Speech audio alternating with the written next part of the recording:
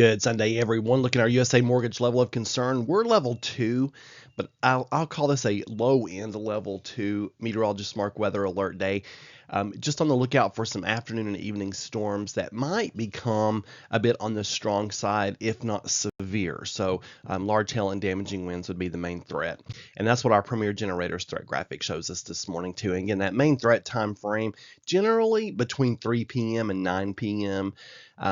Low end risk for a damaging wind gust and even some hail that may reach severe criteria, and that criteria being 1 inch or greater. So if you have outdoor plans, just keep an eye on the radar. Make sure you have access to shelter if you need it, and just be weather aware. Looking at our 5-day forecast brought to us by Clearview Closet and Blind, we got that 50% chance for scattered showers and thunderstorms. I dropped that from 70% down to 50%. Guidance has trended a little bit more scattered with the activity for this afternoon and evening. So about 50-50 shot of getting one of those showers or thunderstorms. And if you do get one of those storms, they could be severe. So could have some kick to them. Highs in the upper 70s today. Now, Monday and Tuesday look fantastic.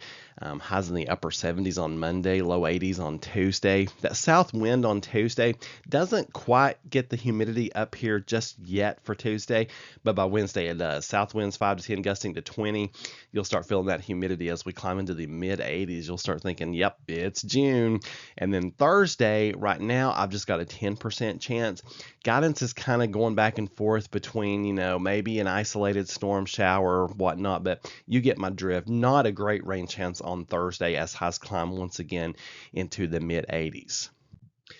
So your hay weather forecast. So I dropped the bad today to fair. So you got that 50-50 shot. I know that's a tricky forecast, but I tell you what, the extended outlooks, beyond this week are looking pretty rough for hay weather. So I don't know. I say take advantage of what you can take advantage of, because this is good weather Monday, Tuesday, Wednesday, and now I'm saying Thursday is good, just because there's such a low end risk for a shower or storm.